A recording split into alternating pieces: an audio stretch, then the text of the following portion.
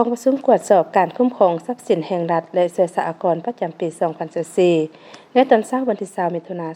2025 นี้ที่ห้องประชุมพนักงานเงินแขวงจัดกองประชุมปิดบ้านตรวจสอบบทสรุปขาดตัวการจัดตั้งปฏิบัติแผนงบประมาณแห่งรัฐการคุ้มครองรายรับทรัพย์สิน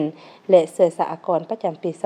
2024 โดยการเป็นประธานของท่านคำลา มันมณีวงศ์รองประธานองค์การตรวจสอบประจำภาคเหนือ2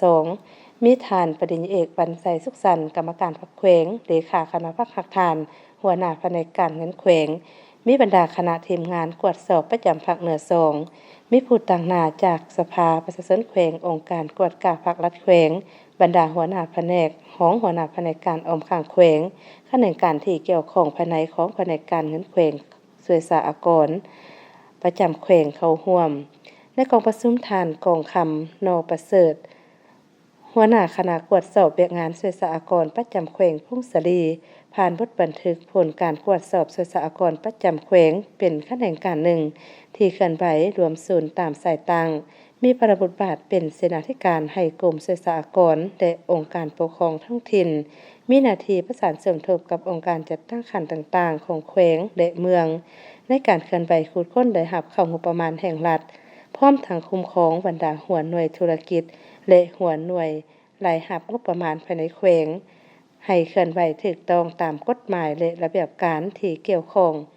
ผ่านการจัดตั้งผันขยายคำแนะนำของรัฐมนตรีกระทรวงการเงินเกี่ยวกับการจัดตั้งปฏิบัติแผนงบประมาณแห่งรัฐประจำปี 2024สหกรณ์ประจำแขวงมีแผนการจัดเก็บรายรับสหกรณ์และคะแนนคุ้มครองทรัพย์สินแห่งรัฐจำนวนทั้งหมด13,406 ตื้อกีบสามารถจัดตั้งปฏิบัติเก็บรายรับได้ทั้งหมดจำนวน169.72 ตื้อกีบเทียบใส่แผนการปฏิบัติได้182ส่วนร้อยและนี่รายรับอากรจำนวน131.41 ตื้อกีบเท่ากับ149ส่วนร้อยและรายรับทรัพย์สินแห่งรัฐจำนวน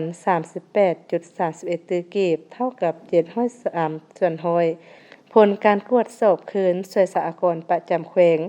สามารถดำเนินการเก็บรายรับจากหนี้ค้างมอบเข้างบประมาณได้ทั้งหมดจำนวน201,987,000 กีบและหนี้ค้างมอบการกวดการรายเดือนจำนวน55,500,000 กีบและหนี้ค้างมอบจำนวนจากใบสั่งมอบจำนวน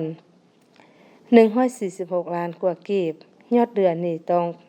ทั้งหมดจำนวน2,811ล้านกว่ากีบและหนี้ตามใบสั่งมอบจำนวน2,465ล้านกว่ากีบหนี้ต้องหับจากการรายเรียงจำนวน346ตื้อกว่ากีบจากนั้นท่านพุทธมังกรโสสบันหัวหน้าคณะตรวจสอบทรัพย์สินแห่งรัฐประจำแขวงพงศรีผ่านบทบันทึกผลการตรวจสอบคะแนนคุ้มครองทรัพย์สินแห่งรัฐได้สนองข้อมูลและเอกสารตามการเสนอของคณะตรวจสอบต่อกับการลงเคลื่อนไหวเฮ็ดเวียกของคณะตรวจสอบคะแนนคุ้มครองทรัพย์สินแห่งรัฐพนักงานเงินมีแผนการเก็บรายรับประจำปี 2024จำนวน450ล้านกีบปฏิบัติเก็บรายรับได้ทั้งหมดจำนวน313ล้านกว่ากีบเทียบใส่แผนการปีปฏิบัติได้703ส่วนร้อยคะแนนการคุ้มครองทรัพย์สินแห่งรัฐพนักงานเงินปฏิบัติรายรับค่าบริการวิชาการทั้งหมด 84,912,000 กีบในนี้จดจ่ายผ่านระบบงบประมาณจำนวน 84,912,000 กีบผ่านการตรวจสอบคืนคะแนนคุ้มครองทรัพย์สินแห่งรัฐสามารถดำเนินการแก้ไขหนี้ต้องรับเข้างบประมาณได้ทั้งหมดจำนวน20ล้านกีบเงินดอลลาร์จำนวน 3,949 ดอลลาร์สหรัฐและหนี้ค่าเช่าตึกอาคารเรือนของรัฐจำนวน20ล้านกีบและค่าเช่าที่ดินจำนวน 3,949 ดอลลาร์สหรัฐยังค้างทั้งหมดจำนวน1,400 ล้านกว่ากีบและ 2,268 ดอลลาร์สหรัฐและนี่ต้องรับค่าเช่าสัมปทานค่าทรัพยากรธรรมชาติในปี 2024จำนวน 2,379 ดอลลาร์สหรัฐรวมทั้งหมดจำนวน 1ตือกว่ากีบและจำนวน $8,596 สหรัฐสำหรับในปี2024จำนวน20ล้านกีบ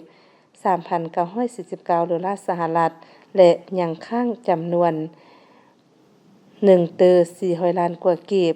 เงินดอลลาร์จำนวน $4,647 สหรัฐเพื่อมอบเข้างบประมาณให้ครบถ้วนโอกาสนี้ประธานกองประชุมมีคำเห็นโอ้ลมและให้ทิศชี้นำต่อกองประชุมเติมอีก